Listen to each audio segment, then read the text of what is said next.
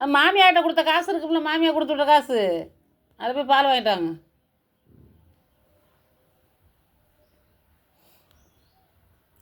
இந்த என்னை படைச்ச ஆண்டவன் மட்டும் என் கையில் இருந்தா செருப்பை கலட்டி அடிப்பேன். என் எதிரில் இருந்தா என்னை படைச்ச கடவுள் மட்டும் என் முன்னால் இருந்தா. உன்னை படைச்ச கடவுள் அவன் தாய் தப்பன் தானே. தாய் தப்பனை படைக்கிறாங்க.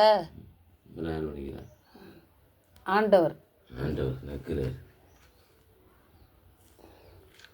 என்னை ஏன்டா அப்படி சீரழிய வைக்கிறேன்னு.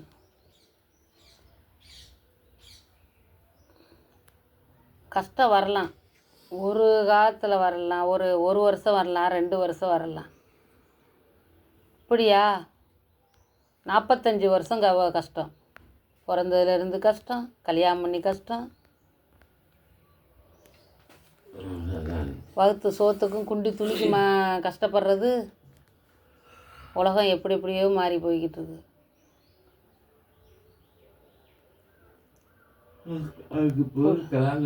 இருந்த வீடும் போச்சு, இடமும் போச்சு. கலாங்கிறதுக்கும் வழி தெரியலையா? களவாணிகிட்ட தான் கேட்கணும்.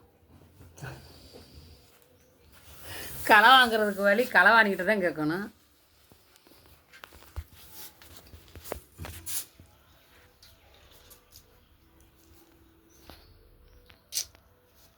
வாடகை வீடு, இருந்த வீடும் போச்சு, கொஞ்சம் கொஞ்சம் நகை போட்டிருந்தது அதுவும் போச்சு, எல்லாம் போச்சு. சரி, வைக்கப்படப்பட நெருப்பை வச்சு அவன் ஊருக்கே வர முடியாது. 50 நாள் அவதாரம்.